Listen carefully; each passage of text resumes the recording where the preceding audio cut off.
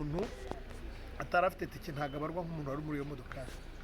Uburyo rero niyo bigeze igihe cyo kumwishyura ntabwo rwose yishyurwa kuko nta kibazo umuntu yari muri iyo modokari. Naho rero niho nagira ngo mbabwire nubwo tutifuza ko ibyo biba, ariko hari nubwo noneho niyo tuje gukora icyo bita igenzura cyangwa rura, iyo tumusanzemo tumukuramo akongera agatega bwa kabiri. Urumva rero ko bimuvuna.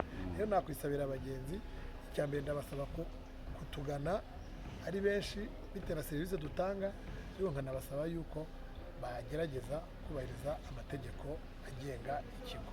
Ubu muri Kapitali mufite imodoka zingahe? Imodokari ubu sindi buvuga umubare kuko hari zo turi kuvanamo tugira ngo dushyire imodoka z'amashanyarazi. Mwarabibonye ko twamaze kugera ku modokari z'amashanyarazi kuri gahunda ya leta. Mumaze kugira imodoka enye?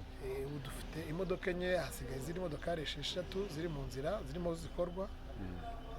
Mu minsi iri imbere ni ukuvuga ngo umwaka uzajya kurangira twujuje imodokari 10 zikoresha amashanyarazi zirwanya ibidukikije kandi n'abagenzi bicaye neza n'imizigo yabo umutekano ari wose. Tujya tubona kenshi Kapitali n'andi makampani, ntabwo tuyavuga izina, usanga amakampani akoresha abakarasi, ugasanga wenda baje gutwara abagenzi kuri Kapitali no ku ngufu. Tubibonera ubengera cyane cyane. Ibyo bintu bivugaho iki? Mukora iki kugira ngo ibyo bintu birwanye? Mujya muvuga n'ayo makampani bigenda gute? Dufite association duhuriramo, icyo ni ikibazo dukunda kuganira kenshi, uburyo ni ikibazo tuzi, ariko buriya bariya abantu baba mu bwoko bubiri. Uburyo nifuza yuko niba ngombwa ko binashobotse mwazana tuvuganira kugira ngo birusheho kuba gukomeza, kuko hari igihe haza imbaraga za leta mu rwego rwo kubarwanya, ariko abenshi ni abantu bihimbira akazi. Hari n'abo twe dufite dukoresha nk'abakozi bacu, nta nubwo twe bitwa abakarasi, ni abagide cyangwa abantu bashinzwe gutwara imizigo. Abo rero n'ubundi iyo ari mu kazi abikora byombi, ariko hakivangamo abo bita abakarasi. Bari abantu bitwa abakarasi ni abantu bihimbiye akazi, ahantu bahurira n'amakampani no kuza biyitirira izina runaka kugira ngo abashe kubona uburyo yinjira muri ako kazi, ariko ubundi ni abantu kuri twebwe ntibemewe, nta nubwo tunabashyigikira. Kanyuma kuri uriya muhanda, izo modoka ebyiri zapfaga nko mu kwezi, kuzikoresha byatwara amafaranga angahe?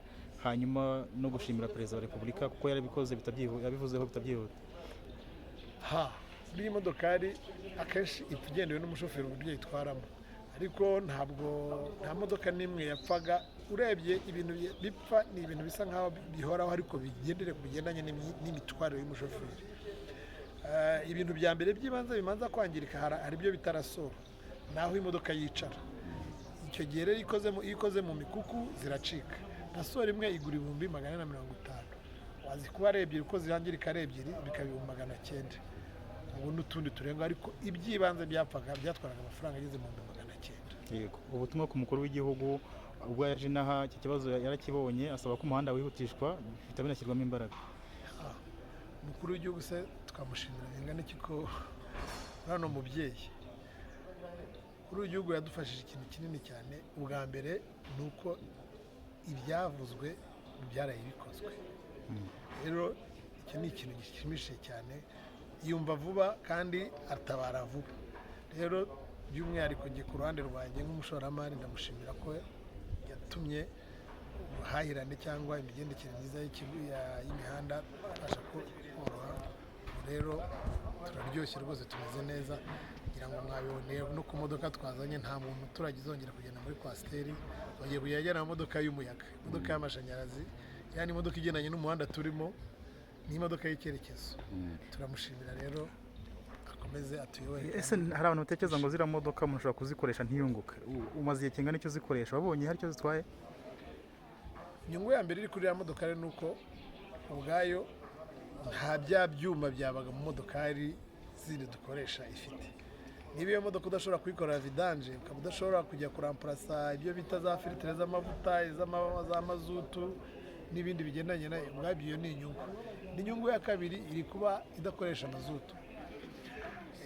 Ku gipimo tumaze gukoreraho urasanga imodokari ikoresha amashanyarazi ifite inyungu igeze kuri 35% y'ikinyuranyo cyari kuri mazutu. Ubwabyo ibyo birahagije.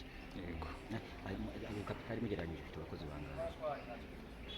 umubare w'abakozi bisaba ko Gereranya, bafata, ariko bari hejuru y'ijana na mirongo itanu. Okay. Murakoze.